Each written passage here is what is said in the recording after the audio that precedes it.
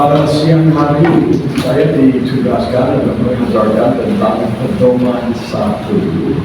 Sebenarnya tidak saja itu satu sebagian dari pelajaran keseluruhan mengenai pemulihan. Jadi hanya penginjilan kami hari ini berfokuskan pada penginjilan. Tapi kalau melihat itu big one, kalau bisa dibayangkan, itu satu pembelajaran yang lengkap mengenai bagaimana kita bisa menurunkan orang lain, melibatkan orang percaya, sehingga bisa terjadi satu gerakan rohani, gerakan JRT, Jemaat Rumah Tangga, yang bisa terjadi. Jadi kalau kita lihat di atas, target lebih besar. Ini kalau lihat di atas itu cuma generasi. Ya. Jadi kalau naik bis ke Jakarta, ya baiknya saudara itu naik bis dan harus memastikan tujuan bis ini kemana. Jangan sampai saudara tertidur dan secara tiba-tiba sudah datang di Surabaya, jurusan yang salah yang bisa terjadi. Kita harus tahu tujuan terakhir dalam mempelajari big one ini. Ya, sekali lagi tidak saja hanya sebagian dari big one. Ini itu pembelajaran yang lengkap mengenai bagaimana kita bisa melengkapi orang-orang lain untuk bersaksi dan juga untuk memuridkan orang-orang percaya baru, sehingga terjadi itu satu gerakan jemaat rumah tangga yang melibatkan, yang berlibatkan. Jadi kalau kita lihat yang di atas jelas supaya terjadi jemaat generasional dan yang berakar dalam masa para pemimpin. Jadi kita ingin supaya melibatkan orang awam yang siap melayani. Ya. Jadi itu kami senang sekali kalau ada banyak kepala sidang dan para pemimpin gereja terlibat di dalam melaksanakan big one ini. Tapi itu kami mau melengkapi dan mendorong baik para pemimpin gereja maupun orang awam untuk melaksanakan tugas saudara dan saya, itu yaitu untuk berbagi kepada orang lain. Dengan demikian, kita bisa lihat itu satu pertumbuhan gereja yang luar biasa, gerakan jemaat yang berlibatkan. Nah, itu menjadi tujuan. Ya, seperti nanti siang ketika kami kembali jurusan kita ke Semarang, itu tujuan. Jangan sampai kami tersesat dan ada di Cirebon atau ke Jogja. Harus menentukan tujuan terutama, yaitu supaya terjadi jemaat rumah tangga yang berlibatkan. Amin. Jadi kita harap itu supaya itu semakin lama semakin bertambah lebih banyak itu jemaat rumah tangga. Self group bisa pakai istilah apa saja ya. Itu bisa melibatkan itu gereja rumah tangga atau self group gereja rumah apa saja yang dipakai untuk istilah untuk mendefinisikan itu kelompok kecil yang berlibatkan. Itu tujuan. Oke? Harus itu tahu tujuan. Nah, kita sekarang melihat itu fondasi. Kalau lihat paling bawah, kalau kita lihat bawah ini, ya naik sedikit. Ya, itu menjadi fondasi untuk pembelajaran big one ini. Kita ingin bersatu dengan Isa Al-Masih. Dan kalau demikian kita harus memahami bahwa kalau kita tidak tetap tinggal di dalam Yesus, maka kita tidak bisa berbuat apa. Tujuan kita adalah menjalani hubungan kita dengan Yesus Kristus, sehingga itu hasilnya di dalam pelayanan kita itu begitu nyata dan real dan akan tetap. Ya. Jadi Kalau kita tidak tetap tinggal di dalam Yesus, maka kita tidak bisa berbuat apa-apa. Amin. Sehingga kita harus meluangkan waktu yang hari lepas hari untuk menyendiri dengan Tuhan. Banyak berdoa supaya dengan demikian kita bisa menghasilkan buah rohani. Bukan saudara sebagai jemaat sidang, sebagai misi, sebagai utusan Injil, sebagai anak tua gereja, kerja keras untuk menghasilkan buah, tapi dengan hasilnya yang tidak begitu memuaskan. Kenapa begitu? Bukan kita lupa yang paling penting, kesupen yang paling penting, yaitu harus tinggal di dalam Yesus. Coba lihat dari Yohanes pasal 5 ayat 15 pasal 15 ayat 5. Mari kita membuka kitab masing-masing.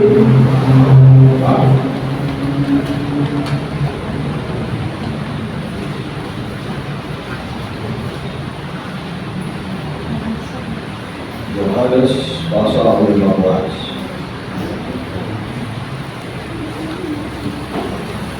Ayat 5 berbunyi demikian, Akulah pokok kehidupan dan akulah yang tinggal. Barang siapa tinggal di dalam aku dan aku di dalam dia, ia berbuat banyak, sebab di luar aku kamu tidak berbuat apa-apa. Maksudnya di luar aku kamu tidak bisa berbuat apa-apa, tidak bisa berbuat apa-apa. Maksudnya di luar Yesus walaupun mungkin kerja keras, hasilnya tidak begitu memuaskan. Ya, karena apa? Karena mungkin kita terlalu mengandalkan pada kepandaian atau kekuatan diri sendiri, sehingga hasilnya tidak seperti yang diharapkan. Saudara-saudara, itu sebabnya Yesus berfokuskan di dalam itu pembicaraan dengan murid-muridnya di ruang atas mengenai harus tinggal di dalam dia. Karena sebentar lagi dia akan meninggalkan itu murid-muridnya, ya. Karena hari berikutnya dia disalibkan, ya. Sehingga dia mau menekankan mereka harus tinggal di dalam dia, harus bergantung pada pimpinan Roh Kudus di dalam pelayanan. Dengan demikian, apa? Akan berbuah banyak, buahlah kenal berbuah banyak, dan buah itu akan tetap, ya, tidak lenyap, hilang, ya. Itu, wah, saya senang sekali. Itu dari kerjasama dengan gereja Baptist Lake Ridge di dekat Washington, dekat tempat tinggal Donald Trump, ya. Dan dia melayani di sana sudah selama 10 tahun, ya. Dan saya senang sekali bisa kerjasama.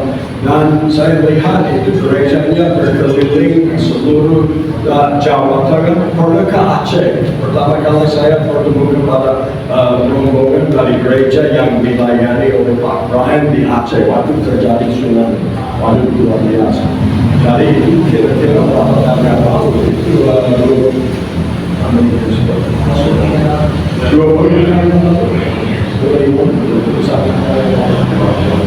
Tapi itu ada hubungan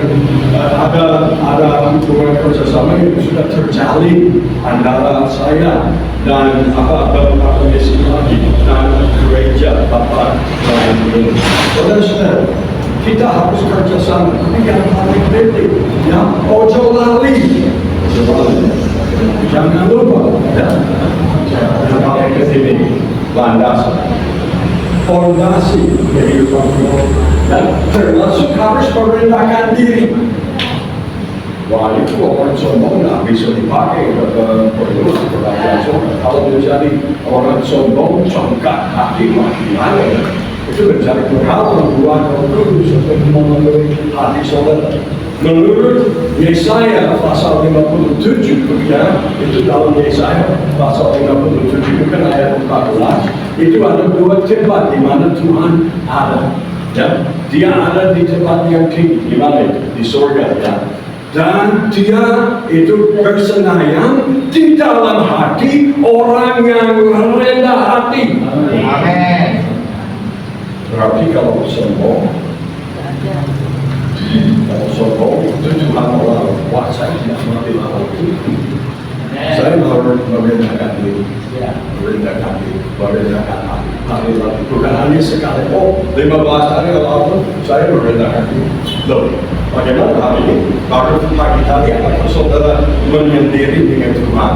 Banyak berdoa dan minta supaya Tuhan bisa mengisi hati saudara. Karena ada dua tempat di mana Tuhan bersenaya, di surga dan di dalam hati orang sombong. Ya. Bukan di dalam hati orang sehingga penting sekali ya.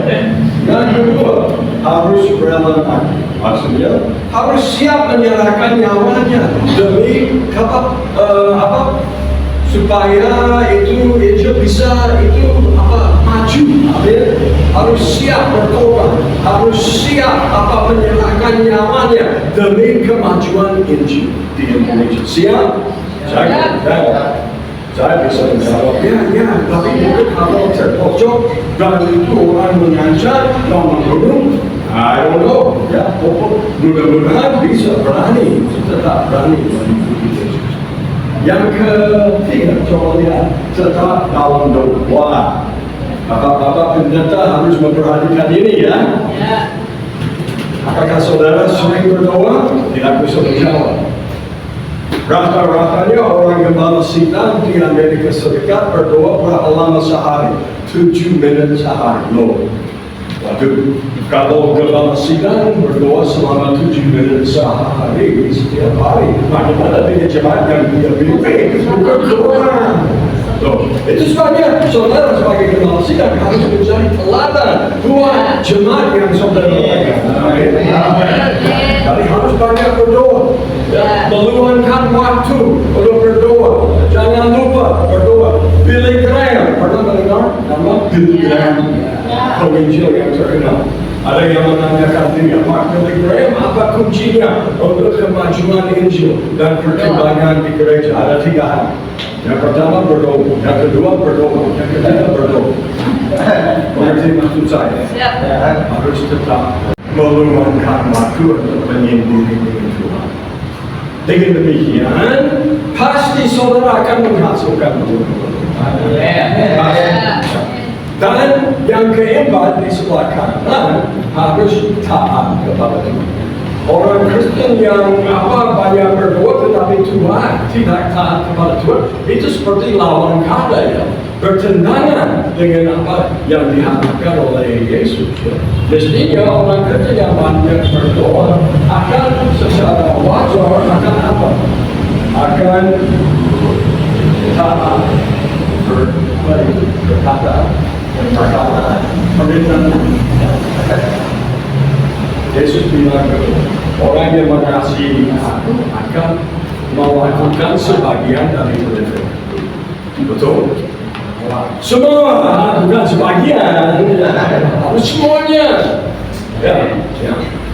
Kalau saudara melakukan semua perintah Tuhan, silakan angkat tangan.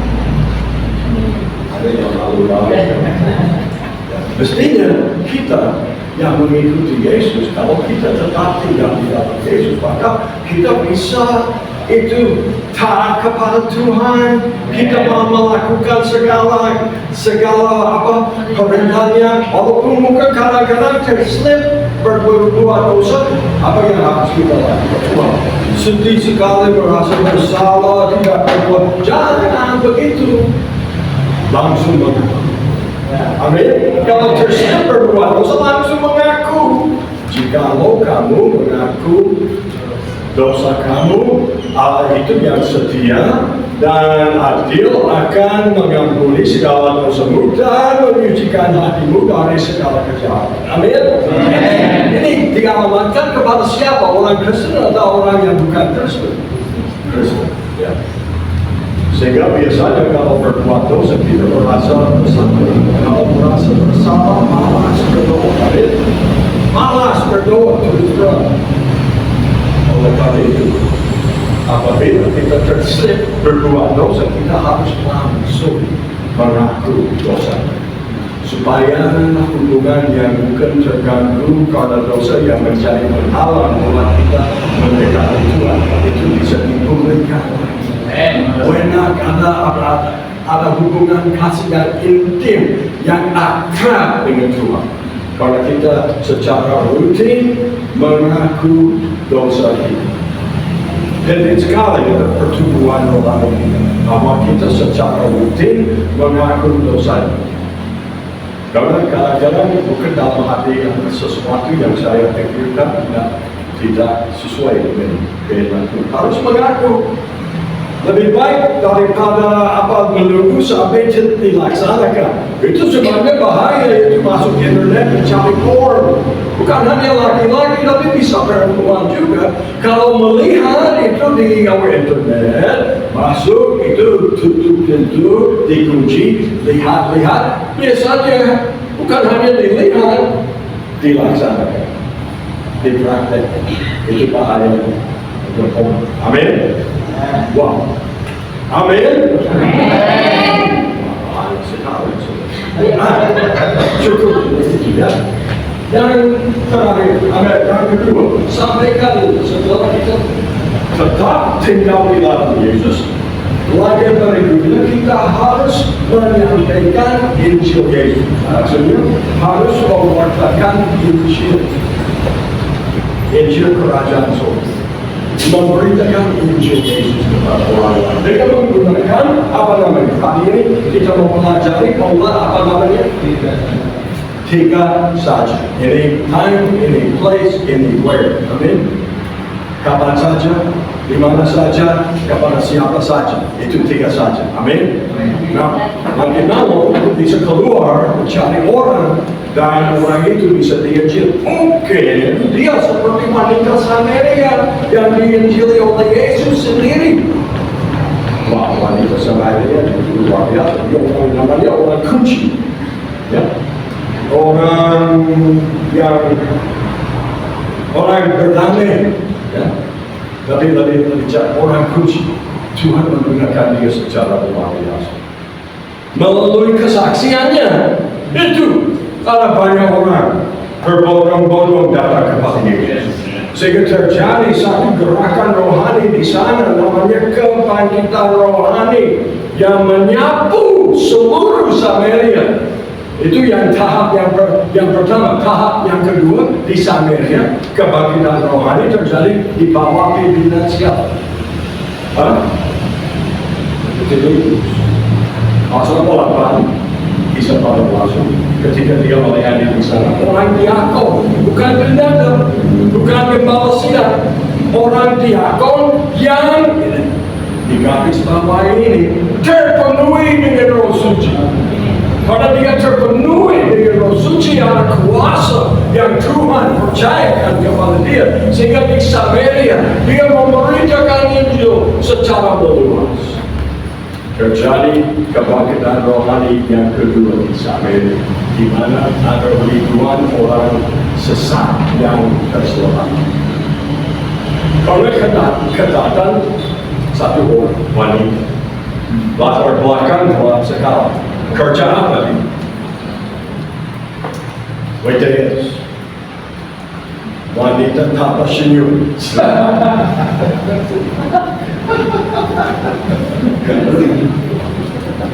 Ya, maaf. Ya, bagaimana pakai yang agak sopan pelacur.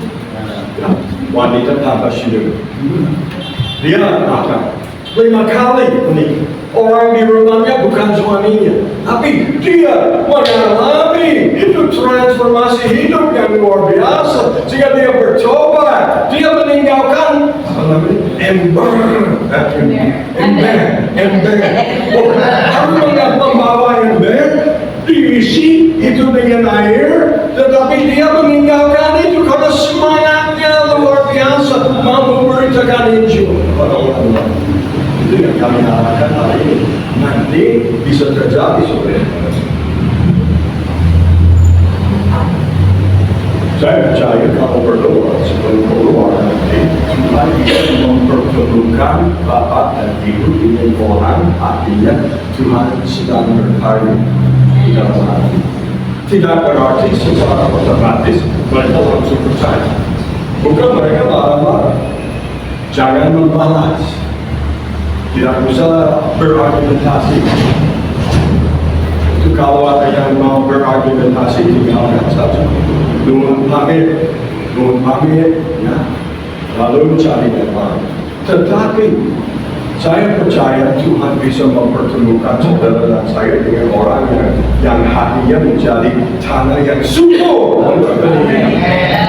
Ya, sehingga jangan berpikir wah ini tersia-sia keluar, orang tidak mau tahu saya membaca bahasa tubuhnya mereka begini.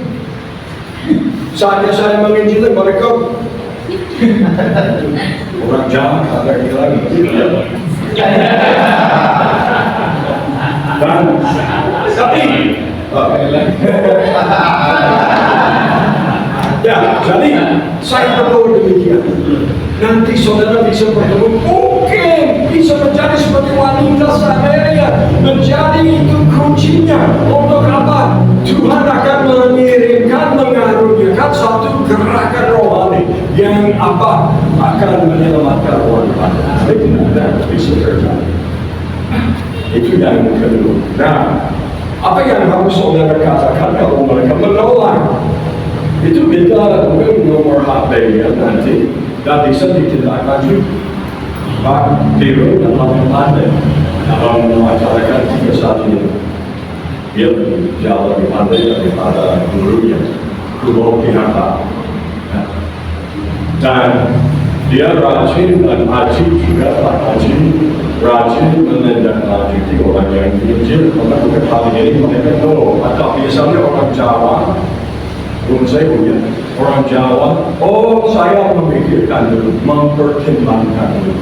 Tidak berarti mereka menolak. Bisa dibuat janji, mungkin minggu berikutnya bisa follow up, bisa menindaklanjuti, mengajar 6 cerita korban. Silakan dirinci menyebutkan 6 cerita korban saja. Hawa dan Adam. Dalam cerita korban meliputi cerita ada Hawa, Abu dan Nabi, Nabi Nuh, Nabi Musa, dan Nabi Ibrahim dan juga Isa.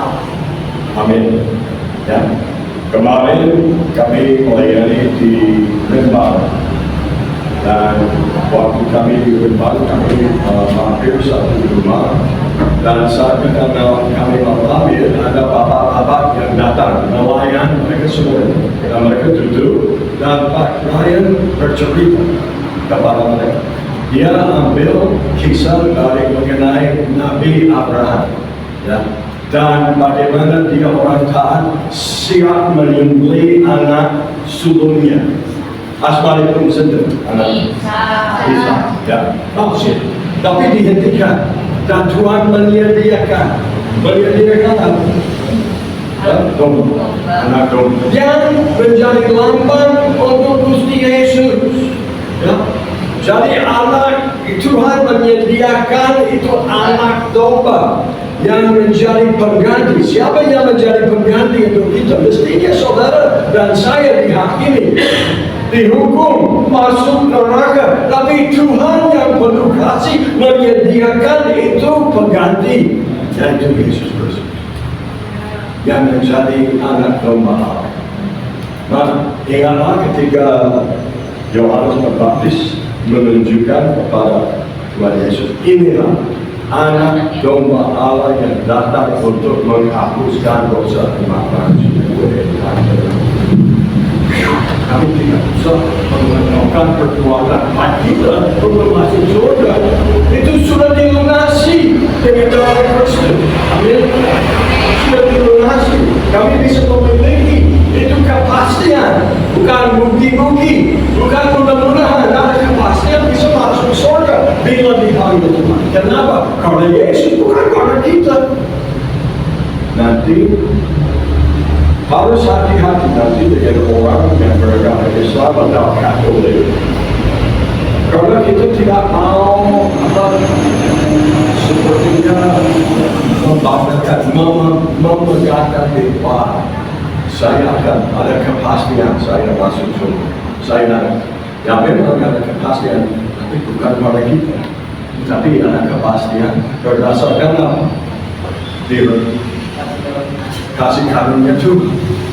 Pengorbanan Yesus di atas kayu salib yang membayar lunas oleh dosa sehingga kami menerima hadiah yaitu hidup yang kekal secara cuma-cuma. Amin. Bukan cumi-cumi, ya, tapi cuma-cuma. Ya, kita bisa masuk surga bila Tuhan. Jelas? Saya melanjutkan, ya. Setelah bukan bisa menindaklanjuti orang yang tergugat 6 kali dan itu bisa bercerita kepada mereka itu secara singkat. Kalau mereka sudah percaya bisa mengajarkan mengenai ya pertobatan, permandian. Saya senang menggunakan kisah dari kisah para rasul pasal 8 mengenai sila-sila dari hidup. Sehingga dia baru mengaku Yesus dan Filipus membuat persiapan supaya mata ini yang baru bertobat bisa dipermandikan, dibaptiskan. Lalu mengajarkan, ya, mari sonten untuk Bapa, asmani pun sonten Pak, Sunarto, mau memberikan di atas. Karena dia dari latar belakang Islam, dia sudah dianiaya, sudah sepertinya dikeluarkan, diusir oleh keluarga. Tapi dia berani mengaku Yesus. Saya senang sekali, hampir menangis. Melihat keberanian orang Islam yang keluar, tapi mau memberi diri atas hari ini. Mangki Sonten, yang sebelum kita akan pulang ke Semarang, ya, puji Tuhan. Terima kasih. Jadi, ya, mengajarkan tentang permandian, pertobatan, seperti itu pertobatan bukan hanya sekali-kali, tapi seperti Rasul Petrus.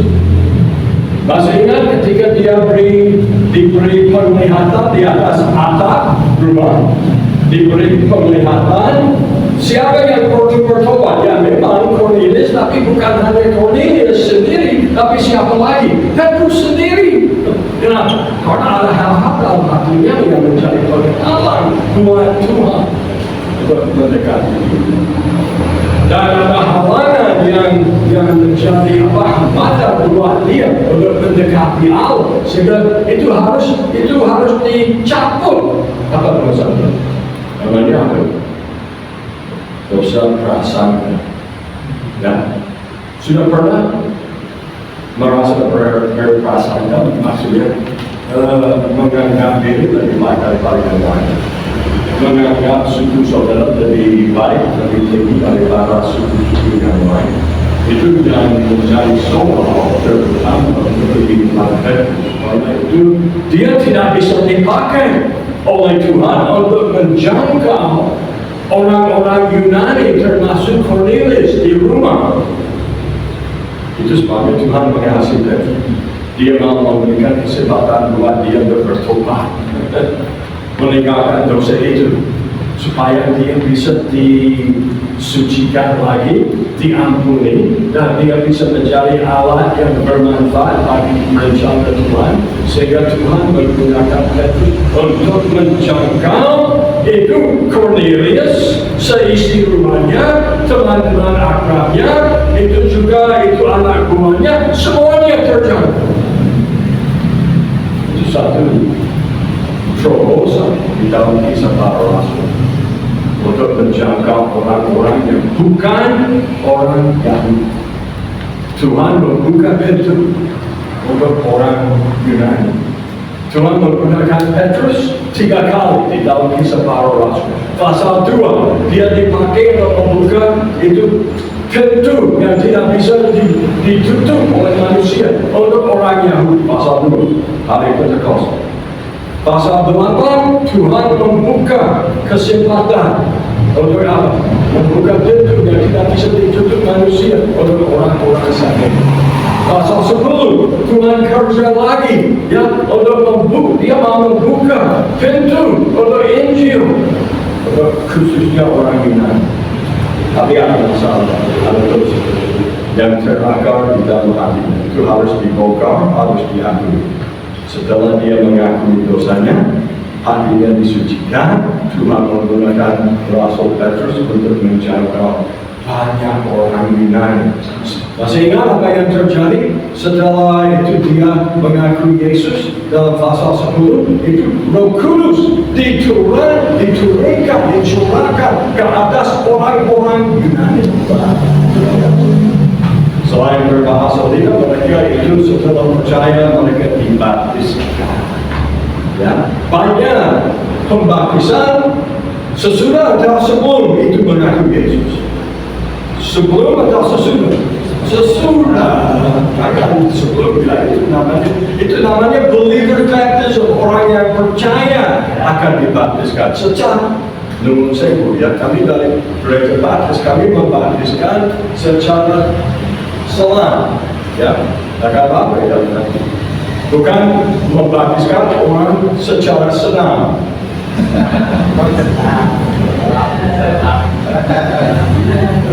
Jadi supaya saudara tidak ngantuk. Ya, melanjutkan perlibat ganda. Jadi dalam sistem ribuan ini itu melekat itu prinsip bahwa kita ingin supaya melibat gandakan jemaat rumah tangga, kelompok kecil, cell group. Ya, istilah apa saja yang ingin saudara pakai, ya mau. Yang penting harus tahu tujuan. Oh, kita ingin supaya ada kelompok kelompok kecil yang berlibatkan. Oke, cukup sampai jam berapa? Oh, begini, harus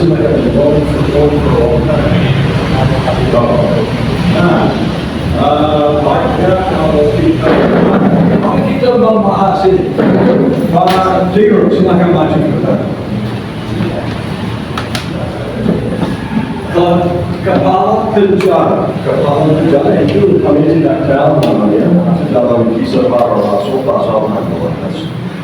Setelah itu terjadi gempa bumi, ya, pintu terbuka, ya, dan itu Barnabas, Silas dan Paulus tidak mau meloloskan diri, mereka mau menginjil penjaga penjara itu. Setelah dia diinjili, dia mau bunuh diri sebelumnya. Ada pedang mau bunuh diri, ya, karena dia harus bertanggung jawab atas tawanan yang mungkin meloloskan diri, sehingga dia mau lebih baik saya bunuh diri. Jangan. Dia menanyakan kepada Paulus, masih ingat pertanyaan apa yang harus aku berbuat supaya selamat? Oh, harus ikut kebaktian di gereja, harus ikut perjamuan kudus, harus berbuat apa tidak? Harus apa? Percayalah kepada Yesus dan kamu dan seisi rumahnya akan terselamat. Amin. Itu ya, kali ini kalau itu namanya itu 3K tolong menjelaskan. Jadi kita akan mengajarkan kepala penjara di mana melalui kesaksian orang yang baru percaya nanti, orang itu akan diajarkan bagaimana mereka itu memiliki kehidupan yang dibuatkan. Jadi yang dimaksudkan 3K itu adalah kehidupan yang dibuatkan. Jadi dulu dia percaya pada Tuhan Yesus hidupnya seperti apa, saat percaya pada Tuhan Yesus seperti apa, dan setelah percaya pada Tuhan Yesus pasti ada perubahan. Nah, ketika itu terjadi, itu akan menjadi kesaksian pribadi yang baik untuk menjembatani Injil. Jadi ada faktor 3K untuk menjangkau keluarganya. Jadi di mana keluarga akan melihat ya perubahan besar dari orang yang baru percaya tadi. Ya, sehingga itu menjadi cara yang menarik untuk orang keluarganya dan lingkungannya untuk tertarik mengenal Yesus. Kok bisa orang percaya? Kok bisa orang bisa berubah? Nah, itu tentang kehidupan yang berubah. Kemudian ada puasa dalam nama Yesus, ada puasa dalam rumah. Jadi ketika orang yang baru percaya di Bibel itu diajarkan bagaimana ada puasa supaya melalui puasa itu mereka berdiri sama Tuhan, ada puasa di mana bisa terjadi sehingga mungkin ada pergumulan yang orang itu alami itu boleh dijauh. Kemudian ada kabar baik ini yang boleh disampaikan. Jadi untuk menjangkau satu orang dan keluarganya perlu 3 faktor ini: kesaksian pribadi, yang kedua dengan puasa, terus ada puasa dalam nama Tuhan Yesus, dan juga ada kabar baik ini yang bisa disampaikan sehingga orang itu dan keluarganya boleh dicari. Atau terus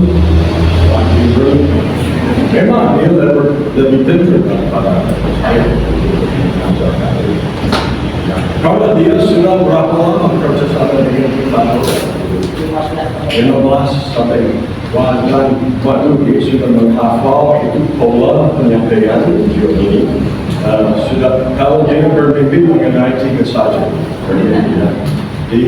diucapkan di dalam mimpinya. Kalau sudah terhafal sehingga itu bisa tekan hatinya, itu bisa dikeluarkan. Saudara-saudara, saya sudah masih ingat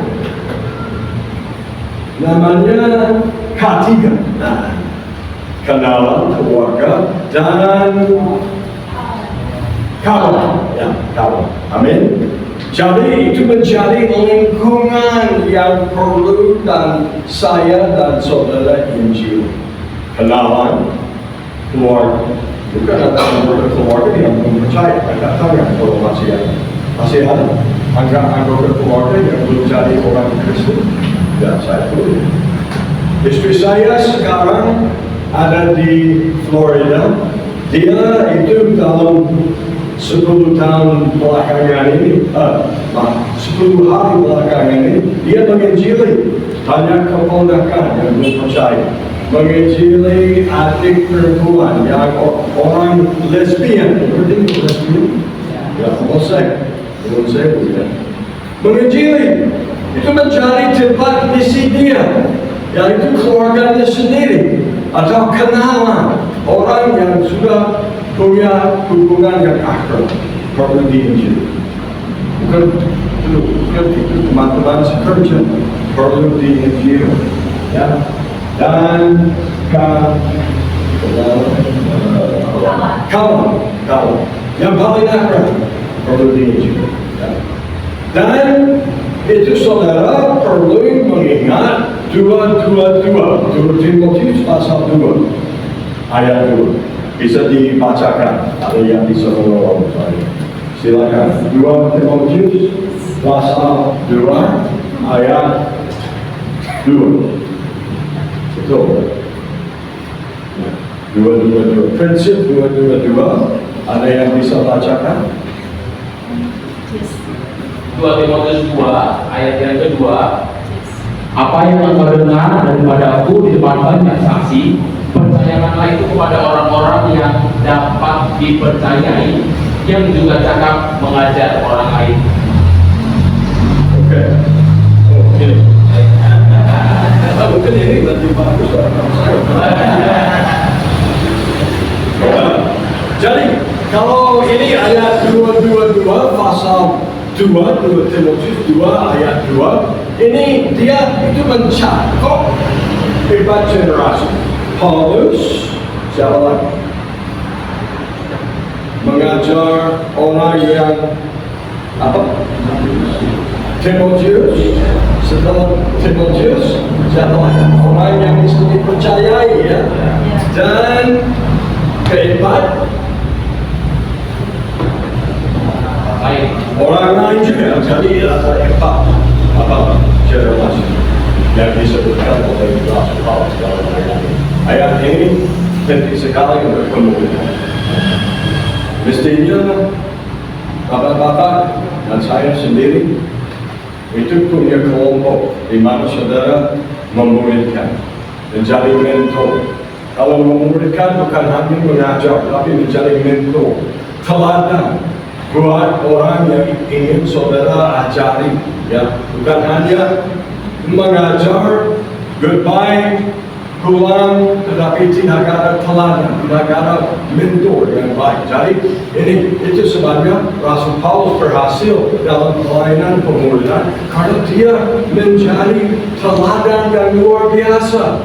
Dia mengatakan di dalam 1 Korintus pasal 10, ikut teladanku. Berani mengatakan begitu Bapak-bapak pendeta? Ikutlah teladanku. Karena waktu itu tidak ada firman Tuhan yang berubah Alkitab itu. Tidak ada, belum ada ya. Ada Torah, ya, Torah, tapi belum ada perjanjian baru. Sehingga dia harus mengajar orang di Korintus, orang di Efesus, orang di Filipi, ikutlah aku, teladanku. Seperti saya mengikuti Yesus. Apakah saudara sekalian berani mengatakan itu kepada orang lain? Harus. Kalau mau menjadi murid Yesus yang sejati dan mau melibatkan murid, harus menjadi teladan dan baik. Dua orang Kristen baru, ada orang Kristen yang sudah lama percaya tapi tidak begitu maju kehidupannya. Oke, cukup. Mari kita melanjutkan. Sekarang sudah membentuk kelompok. Setelah kelompok terbentuk, kelompok kecil, sel group, ada cuma ya, terdiri dari ya 5 orang kalau di Renbang kemarin kami menengok 3 tempat dan jumlah orang di dalam setiap CNT hanya 5 atau 7 orang, ada pun yang hanya 3 orang, tapi namanya kelompok kecil.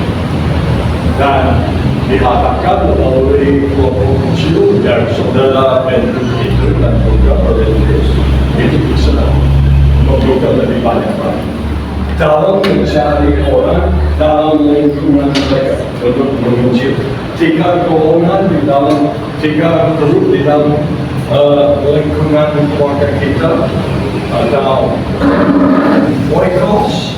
Oikos bahasa Yunani untuk lingkungan keluarga kita. Cari orang di dalam keluarga, kawan dan kenalan yang bisa diinjili juga. Dan dari sumber itu bisa menghasilkan lebih banyak kelompok kecil yang bisa berlibatkan dan terapkan jemaat berbahan. Ya, kita menggunakan namanya Rahayu, Mirta, Carita, Dalita, Berita, tidak bisa banyak waktu untuk menjelaskan itu. Pokoknya, seminggu sekali, 2 minggu sekali berkumpul bersama-sama, mestinya ada pemimpin yang ditunjukkan, yang ditugaskan untuk memimpin diskusi Alkitab, pembahasan kitab suci. Ya. Mestinya ada orang yang memimpin diskusi itu supaya setiap anggota di dalam kelompok kecil bisa membaca firman Tuhan dan mencurahkan itu maknanya kepada orang lain. Dan demikian seterusnya setiap yang demikian. Jadi kalau menggerakkan jemaat rumah tangga, kita bisa menggunakan 10 warga itu mencakup itu satu sistem pemuridan. Bisa menggunakan 10 warga untuk memuridkan orang lain supaya mereka bisa bertumbuh dalam pengenalan akan Yesus. Dan juga kita akan mempelajari Injil Markus dulu atau Injil Yohanes, monggo silakan. Itu yang di atas. Itu bukan dalam 1 tahun mempelajari itu Injil Yohanes. Pemimpin akan mengarahkan, memimpin pembahasan Alkitab itu supaya ada penerapan, mendorong itu setiap orang yang ikut hadir memberikan atau memakai satu aplikasi untuk kehidupan mereka secara pribadi. Dan dengan demikian bisa berhasil, bisa mempersiapkan, usahakan pelatihan untuk pemimpin baru diharapkan itu orang pemimpin baru dan anda lagi itu bisa muncul dari orang-orang percaya yang baru. Kalau menurut, kalau sekarang, kalau di STP Semarang, saya dulu mengajar di STP Semarang, dan orang yang tamat setiap tahun sekali kira-kira berapa itu? Sedikit, ya sedikit. Kalau kami hanya berharap, wah, itu nanti ada banyak data yang tersedia melayani. Karena di gereja Baptis, ya, ada 100 gereja yang kosong. Wonten gembala sidang, ya, 100 lebih. Nah, kalau kami menunggu itu orang yang lulus dari STT, kita ya bukan menunggu sampai kapan Yesus datang yang kedua kalinya, bukan masih kosong kok. Itu sebabnya kita perlu melibatkan itu orang dari kaum Allah, melatih mereka menjadi pemimpin untuk jemaat rumah tangga itu. Amin. Mereka bisa, ya, diberi pelatihan, ya. Itu maksudnya usahakan pelatihan untuk pemimpin baru yang bisa itu dipakai untuk memimpin kelompok kecil di mana mereka ditunjuk sebagai pemimpin untuk memimpin pembahasan mengenai firman. Bukan dalam tahun pertama atau unsur Yohanes dan demikian itu bisa sedemikian seterusnya. Ya, itu bagian materi yang bisa dipakai untuk menolong orang percaya mendalami imannya supaya mereka bisa menjadi pemimpin yang anggap yang mantap dalam hal memberikan orang-orang. Dengan demikian, kalau itu mempersiapkan dan mengusahakan ada para pelatih, ya, seperti ini, ya, berarti itu bisa terjadi satu gerakan rohani di mana ada banyak gereja yang bisa dibuka kepada. Karena itu selalu saudara-saudara sekarang ini untuk umat Baptis membuka jemaat itu yang bisa dengan rumah itu tetap di rumah, ya, di kelompok kecil. Tapi kalau mereka rindu supaya membangun gereja serba sulit. Kenapa? Dua ini. Yang pertama, faktornya. Dan yang faktor yang kedua lebih sulit lagi, izin membangun waktu serba sulit kalau ini. Lebih baik membuka jemaat, yang membuka jemaat, yang membuka jemaat, yang membuka jemaat. Gereja kelinci, kelinci. Ya, cepat terlibatkan. Kita perlu banyak gereja kelinci yang bermobilitas dan berlibatkan. Terima kasih. Kita terlibatkan. Dan terima kami silakan waktu ini mengenai waktu ini. Kami berdoa Tuhan memberkati setiap orang yang hadir siang hari ini. Terima kasih atas hadir ini dari Firman. Tolong kami supaya kami tidak lupa bagian terpenting dan itu fondasi yang paling bawah. Bagaimana kami harus tetap tinggal di dalam Yesus. Kami tidak bisa berbuat apa-apa di luar engkau. Oleh karena itu, tolong kami supaya kami bisa tinggal di dalam Yesus. Karena di luar kami tidak bisa berbuat apa. Oh Tuhan, tolong kami mempertajam telinga rohani kami supaya kami bisa mendengar suara Tuhan. Dan dengan demikian apabila Tuhan bisik dalam telinga kami bisa melakukan kehendak Allah. Dan dengan demikian pasti ada hasil yang luar biasa dalam pemerintahan kami. Itu yang kami doakan untuk jemaat di sini supaya mereka menjadi orang peka terhadap pimpinan Roh Kudus.